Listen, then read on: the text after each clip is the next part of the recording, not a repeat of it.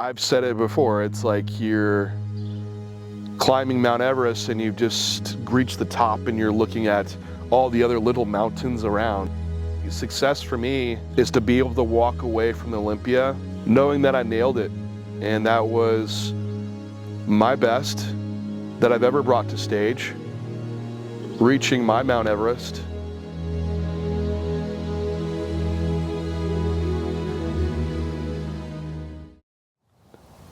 Getting started in bodybuilding, I had an interest in just muscle at a pretty young age. I grew up in the early 90s, so it was all like Arnold and Predator and Total Recall and Van Damme and Bloodsport. All your action stars were muscled. That was the era that I grew up in. So to be the cool action star, it's like you needed muscle. My neighbor at the time, his name was Marty Williams.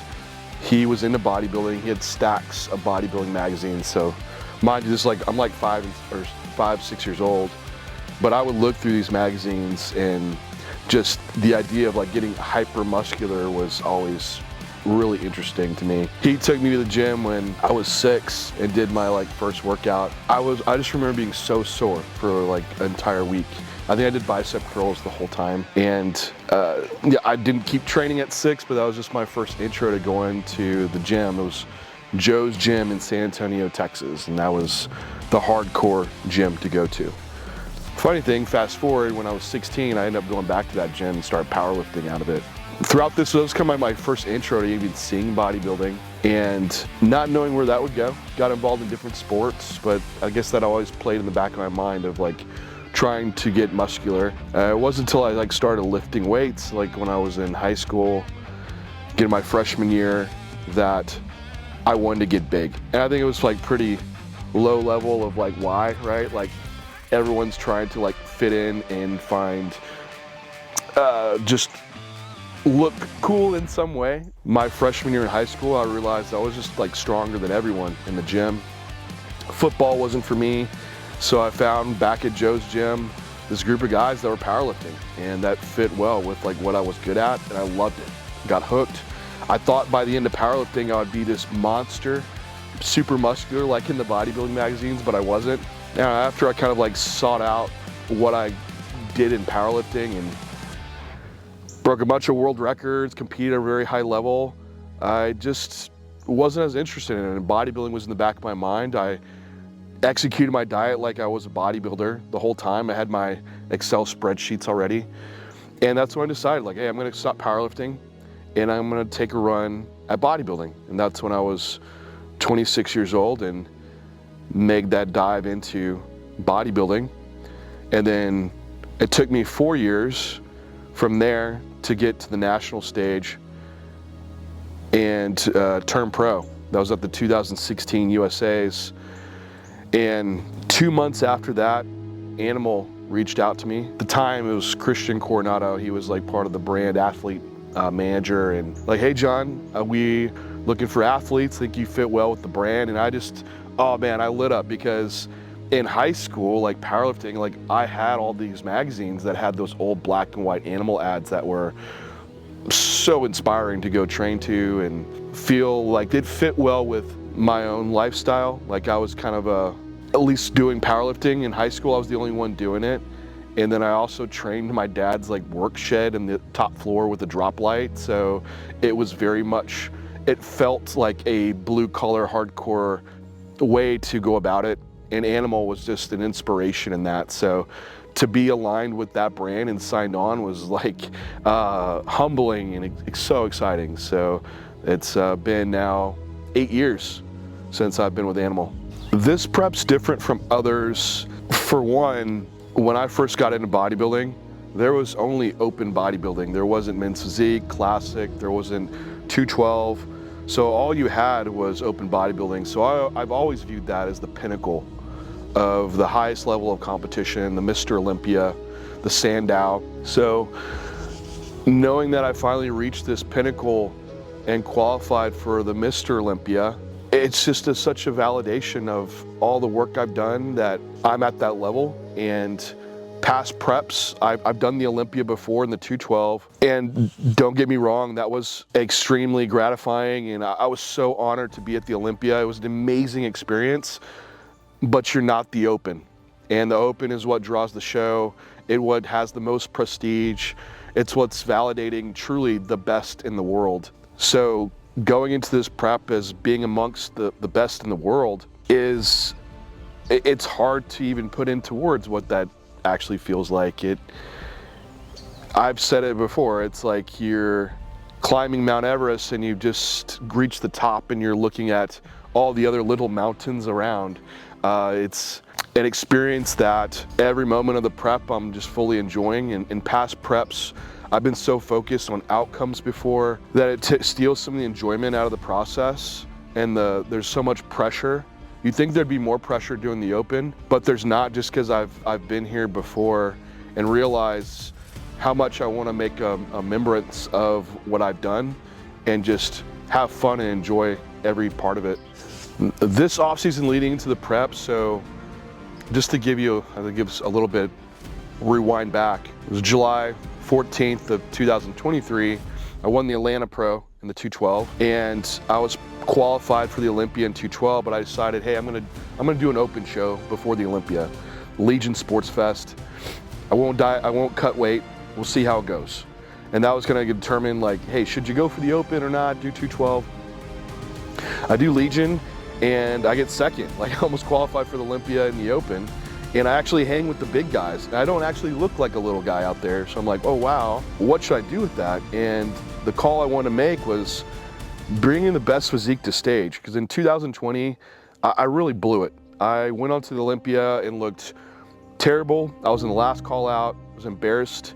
Never want to be like that again. I always wanted to move up in physique progress in every step that I moved. And so seeing my physique at Legion and being a best version, to then go back to 212 at the Olympia and know that it's going to be a lesser version of myself, I couldn't do it. It's more important for me to progress my physique than display it on the biggest stage in the world. I skipped that Olympia and went to off-season. And so this off-season was really being able to not have a restraint in growth because of the 212 weight class. However, I've also got to an experience point of like self-coaching that I haven't been at yet. And so I was able to implement a lot of things that I hadn't strung together in the past, just with the routine and being regimented. I stayed extremely lean all off season, which was extremely beneficial, and able to just pull a lot of growth out of that process in just 5 weeks, which basically led up to like another 10 pounds of stage weight increase.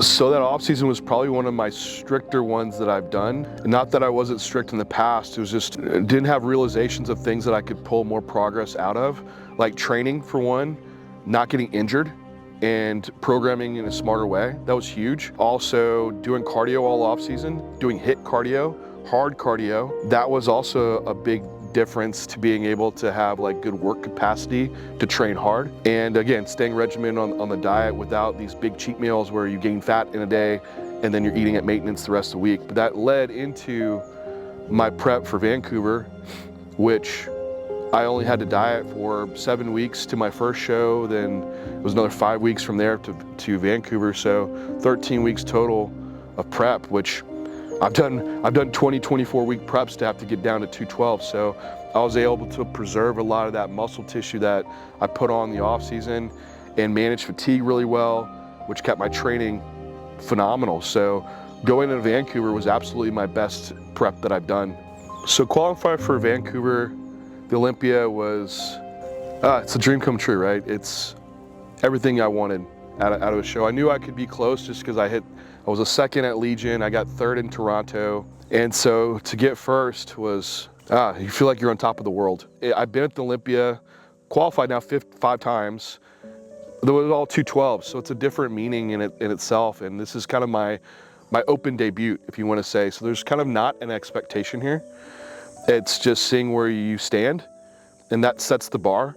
And then you try to raise that bar from there. Now prepping for this, absolutely training like I'm gonna go win Mr. Olympia, I'm gonna go beat Derek and Hadi. But you know, the realism is that I still have a lot of physique progress that needs to happen before I know I can move up the ranks. But you train it like you're gonna win it. Not training for 15th place, but I am realistic too about where I relatively stand amongst all these guys. So it's just exciting either way. To step on that stage is an honor.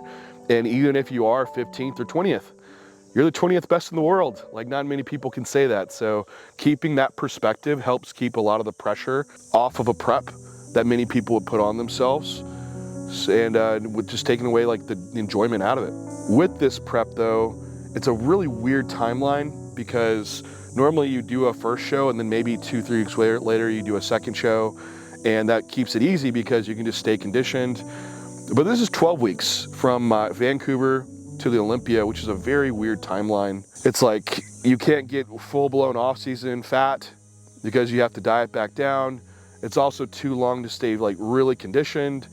So what do you do with that? So basically for the first 5 weeks of this prep, food's coming up, body weight's gonna come up. I'm gonna try to actually grow for a little bit, which, just to be real, like, you're not gonna be adding a ton of stage weight within this time period. There's lots of limitations to that. And then what I do is I watch my pictures from when I was 6 weeks out, 5 weeks out from Vancouver, and comparing that to where I'm at week by week leading to the Olympia, and making sure like I can have enough time to diet back down. So I'm thinking it's gonna be like 5-6 weeks of bulking up, then 5 to 6 weeks of dieting back down to the Olympia. But the thing I don't wanna do for this is try to play into being really big, because there's gonna be guys that are 270, 280 on stage.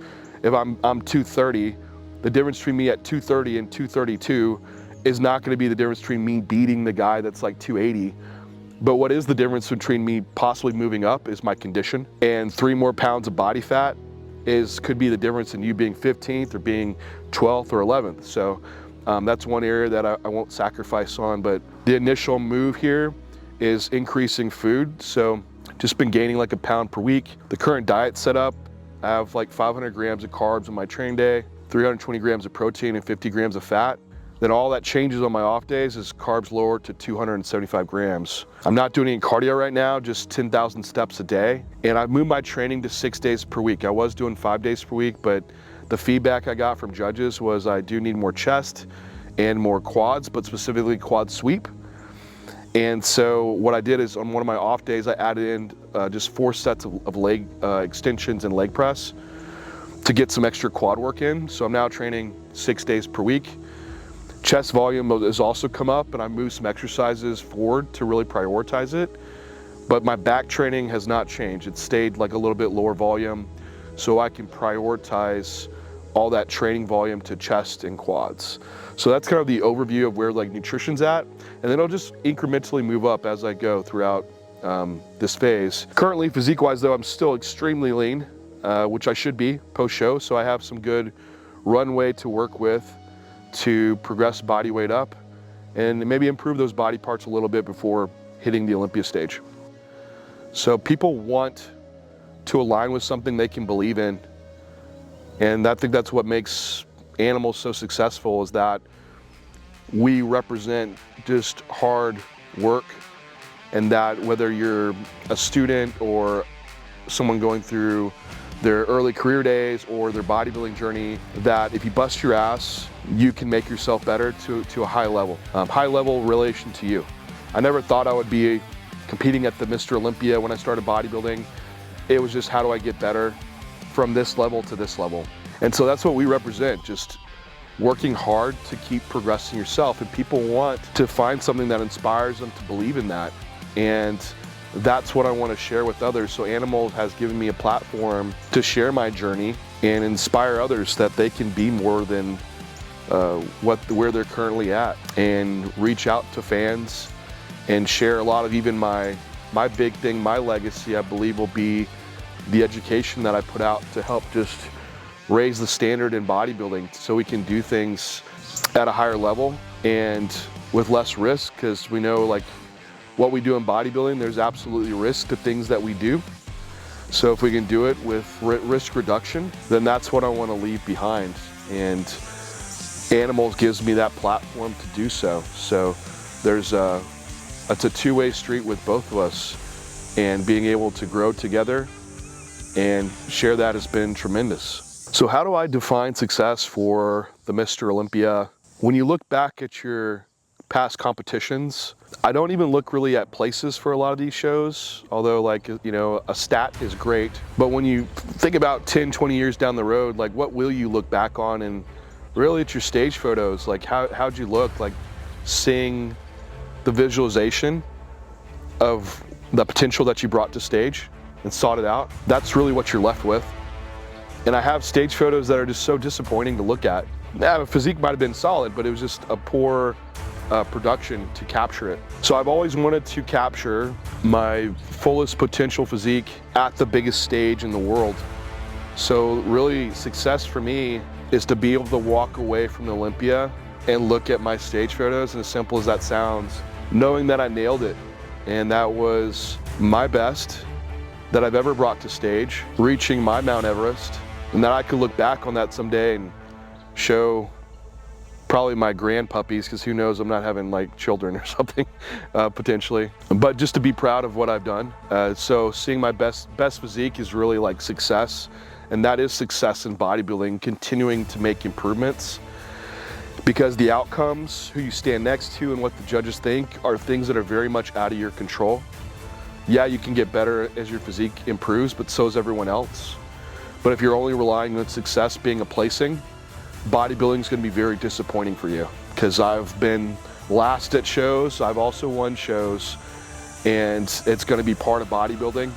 And if you're only trying to win shows and that's all that determines your happiness and success, you're going to have dark moments in this, and you might not be able to see it out. So that is success for me, continuing improvement, and just to be able to look back and know that I was able to achieve that.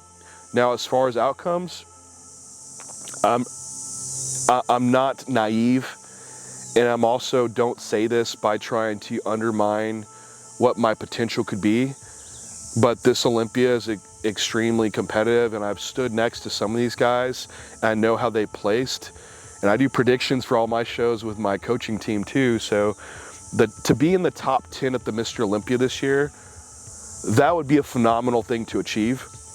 That would be an outstanding for me. Realistically, just to place would also be, and you place up to 15th, so there's going to be probably 20 guys there. So just to get into the placings would be, I think, a stellar Open Olympia debut. However, if that didn't happen, keep the perspective. Just walking the stage, you still did everything that you needed to do to be Mr. Olympia worthy and qualify, and that I am still the best in the world within 20 guys, even if I'm guy number 20. So yeah, I'd love to place at this Olympia and then move it up from there, or be in the top 10, like the better I can be, or be Mr. Olympia, right? But really success for me is going to be just seeing my physique continue to improve from what I was able to do at Vancouver. Any last words? Final words? No. I think that's good.